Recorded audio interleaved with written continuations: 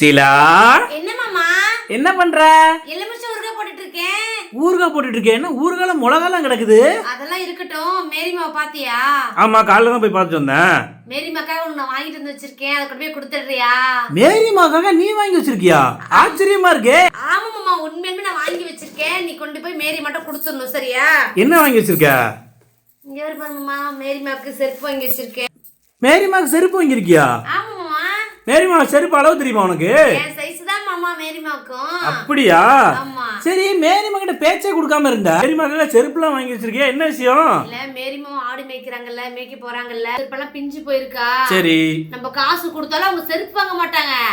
ஆட்டுக்கு தீனியும் கோழிக்கு மருந்து தான் வாங்கி வைப்பாங்க. ரோட்ல வித்துட்டு இருந்தாங்க. சரி. அதனால அவங்களுக்கு ஒரு ஜோடி செருப்பு வாங்கி வச்சிருக்கேன். கொடுத்துருமாமா, ஆட்டுக்கட்டுக்கு போட்டுக்குவாங்கல்ல. அப்படியா? ஆட்டுக்கட்டுல மேய்ச்சிட்டாங்க, முள்ளு இருக்கும். சரி சரி, எனக்கு கூட செருப்பு வாங்கி கொடுக்கணும் அப்படின்னு சொல்லி யோசனை வரல. நீயே கொடுத்தனா சந்தோஷப்படுவாங்கல்ல. நான் வர மாட்டேன், நான் கோவமா இருக்கேன்ல.